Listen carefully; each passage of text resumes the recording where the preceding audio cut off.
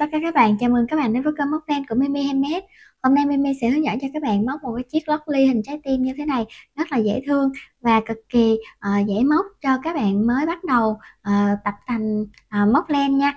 Mình hy vọng là các bạn ai cũng sẽ móc thành công và hoàn thiện sản phẩm một cách ưng ý nhất nha.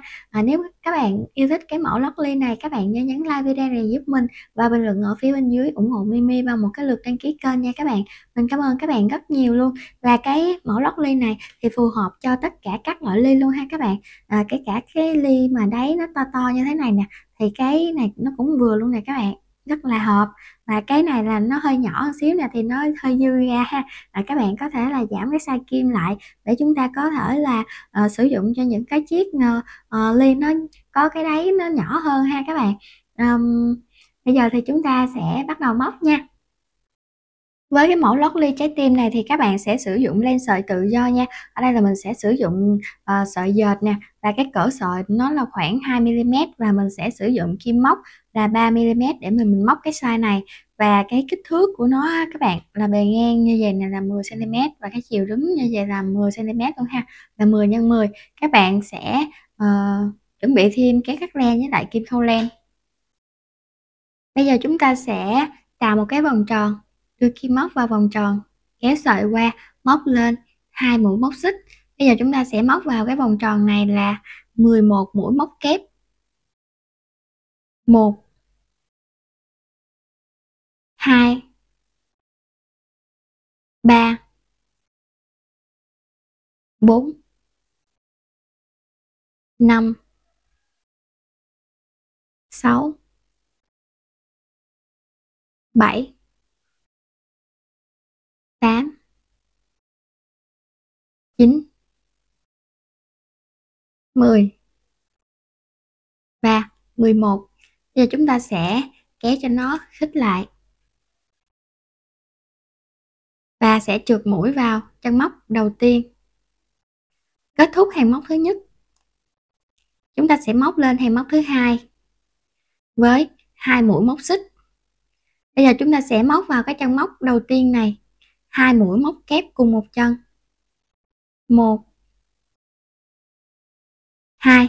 Những chân móc còn lại các bạn cũng sẽ móc là 2 mũi móc kép cùng một chân. Và các bạn sẽ làm như thế đến cuối hàng luôn nha. Móc đến cuối hàng chúng ta sẽ trượt mũi vào cái chân móc đầu tiên này. Kết thúc hàng móc thứ hai chúng ta sẽ móc hàng móc thứ ba. Móc lên 2 mũi móc xích. Bây giờ chúng ta sẽ móc vào cái chân móc đầu tiên này 1 mũi móc kép. Chân móc thứ hai 2 mũi móc kép cùng một chân. Lặp lại cái cụm này đến cuối hàng nha các bạn. 1 2 1 kép 2 kép. Và các bạn móc tương tự như thế đến cuối hàng luôn nha. Kết thúc hàng móc thứ ba thì chúng ta sẽ trượt mũi vào cái chân móc đầu tiên này. Và bây giờ chúng ta sẽ móc lên hàng móc thứ tư. Rồi các bạn sẽ chú ý theo mình ha. Móc lên 1 mũi móc xích. Đâm kim vào chân móc đầu tiên, chúng ta sẽ móc 1 mũi móc đơn. Chân móc thứ hai chúng ta sẽ móc là 1 mũi nửa kép. Chân móc thứ ba các bạn sẽ móc là 2 mũi nửa kép cùng một chân. 5 chân móc tiếp theo chúng ta sẽ móc mỗi chân móc là 2 mũi móc kép. Chân đầu tiên 2 mũi móc kép. Chân thứ hai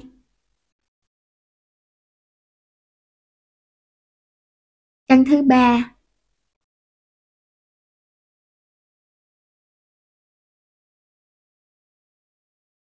Chân thứ tư.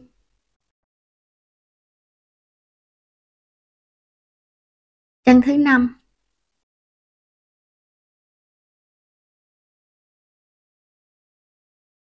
Rồi, hai chân móc tiếp theo chúng ta sẽ móc mỗi chân là 1 mũi móc kép. 1 1. Hai chân kế tiếp mỗi chân là 1 mũi nửa kép. 1 1 3 chân móc kế tiếp chúng ta sẽ móc mỗi chân là một mũi móc đơn. 1 2 3. Chân móc tiếp theo chúng ta sẽ móc một mũi nửa kép. Chân bên cạnh này chúng ta sẽ móc là 3 mũi móc kép cùng một chân. 1 2 3. Sau đó chúng ta sẽ móc vào cái chân móc kế bên này nè, một mũi nửa kép. 3 chân móc kế tiếp, mỗi chân là một mũi móc đơn. 2 3, móc y hệt như bên đây nè các bạn. 2 chân móc tiếp theo, mỗi chân là một mũi nửa kép.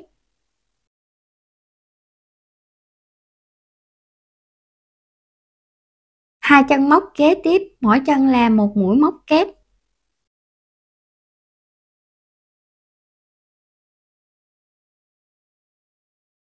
5 chân móc tiếp theo, mỗi chân là 2 mũi móc kép cùng một chân. 1 2 3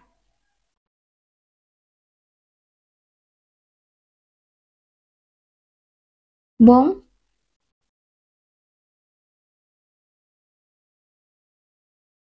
5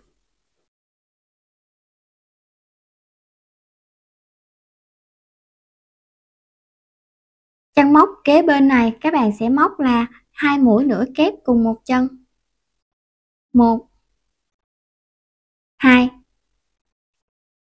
Chân kế cuối các bạn sẽ móc một mũi nửa kép. Chân móc cuối các bạn sẽ móc là một mũi móc đơn. Kết thúc hàng móc thứ tư, các bạn sẽ trượt mũi vào cái chân móc đầu tiên này. Bây giờ chúng ta sẽ móc hàng móc thứ 5, hàng móc cuối cùng. Các bạn sẽ móc lên một mũi móc xích, đâm kim vào chân móc đầu tiên, móc một mũi móc đơn. Chân móc thứ hai móc một mũi nửa kép. Chân móc thứ ba một mũi móc kép. 6 chân móc tiếp theo, mỗi chân là 2 mũi móc kép cùng một chân.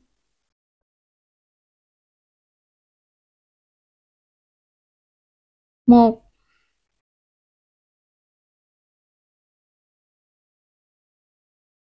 2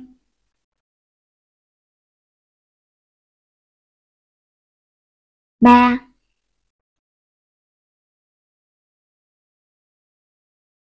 4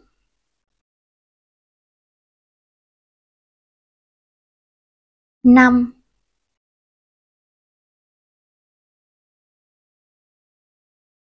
6. 3 chân móc kế tiếp, mỗi chân là một mũi móc kép. 1 2 3. 2 chân móc kế tiếp các bạn sẽ móc mỗi chân là một mũi nửa kép.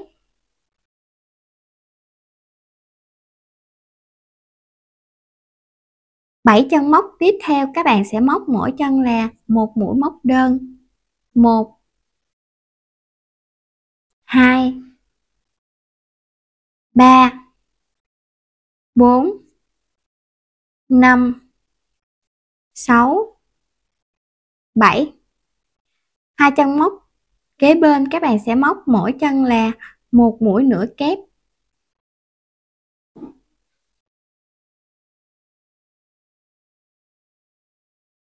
Và chân móc này, chân móc chính giữa này các bạn sẽ móc là 3 mũi móc kép cùng một chân. 1 2 3. Chỗ này là cái độ nhọn á các bạn. 2 chân móc kế bên các bạn sẽ móc mỗi chân là một mũi nửa kép. 1 Rồi, bây giờ chúng ta sẽ móc 7 chân móc tiếp theo, mỗi chân là một mũi móc đơn. 1 2 3 4 5 6 7. Rồi hai chân móc kế bên các bạn sẽ móc mỗi chân là một mũi nửa kép.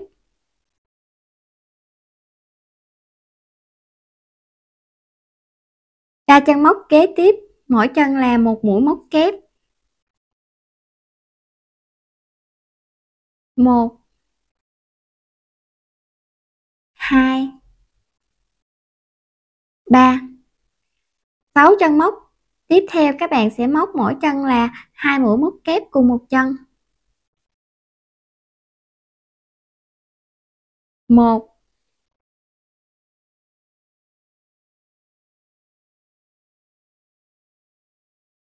2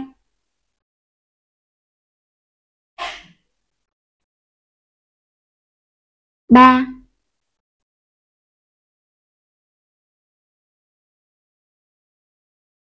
4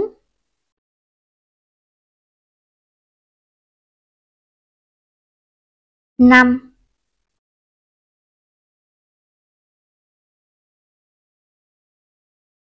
6. Rồi bây giờ còn lại 3 chân móc nè, các bạn sẽ móc vào chân kế bên một mũi móc kép, chân kế tiếp một mũi nửa kép, chân cuối cùng một mũi móc đơn, và chúng ta sẽ trượt mũi vào cái chân móc mũi dời ở dưới này nè các bạn, chân móc mũi dời ha. Rồi bây giờ chúng ta sẽ cắt cái sợi này.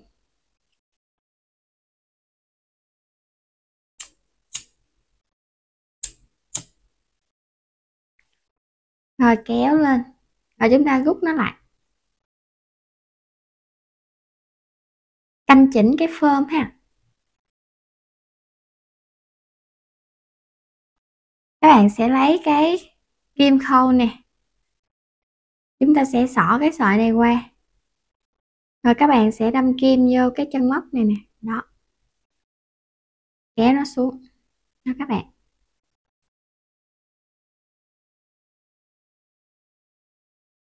Tạo nút thắt ha.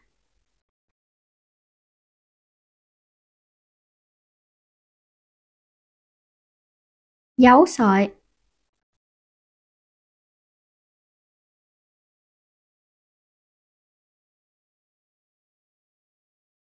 Rồi cái cọng này luôn.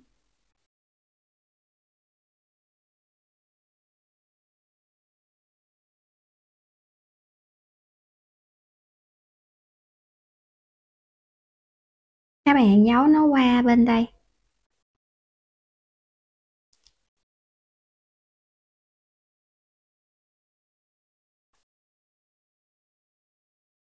Rồi bây giờ chúng ta sẽ cắt sợi ha. Cắt chừa một tí nha.